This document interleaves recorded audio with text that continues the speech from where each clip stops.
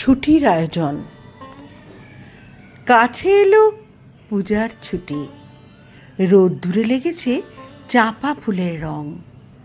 হাওয়া উঠছে শিশিরে শিরশিরিয়ে। শিউলির গন্ধ এসে লাগে, যেন কার ঠান্ডা হাতের কোমল সেবা। আকাশের কোণে কোণে সাদা মেঘের আলস্য দেখে মন লাগে না কাজে। মাস্টারমশাই পড়িয়ে চলেন পাথুরে কয়লার আদিম কথা। ছেলেটা বেঞ্চিতে পা দোলায়, ছবি দেখে আপন মনে।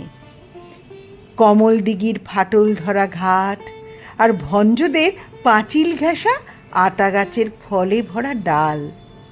আর দেখে সে মনে মনে তিসির খেতে গোয়ালপাড়ার ভিতর দিয়ে রাস্তা গেছে এঁকে বেঁকে হাটের পাশে নদীর ধারে। কলেজের ইকোনমিক্স ক্লাসে খাতার ফর্দ নিচ্ছে টুকে চশমা চোখে মেডেল পাওয়া ছাত্র।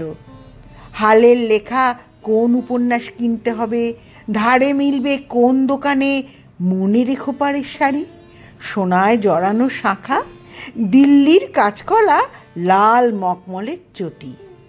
আর চাই রেশমে বাঁধাই করা অ্যান্টিক কাগজের ছাপা কবিতার বই। এখনো তার নাম মনে পড়ছে না।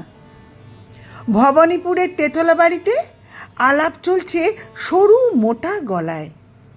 এবার আবু পাহাড় না মাদুরা, না ডালহাউসি কিংবা পুরী, না সেই চিরকেলে চেনা লোকের দার্জিলিং।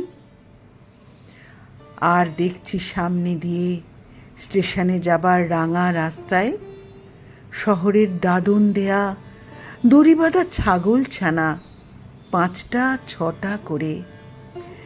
তাদের নিষ্ফল কান্নার শহর ছড়িয়ে পড়ে কাশের ঝালর দোলা শরতের শান্ত আকাশে। কেমন করে বুঝেছে তারা এলো তাদের পূজার ছুটির দিন।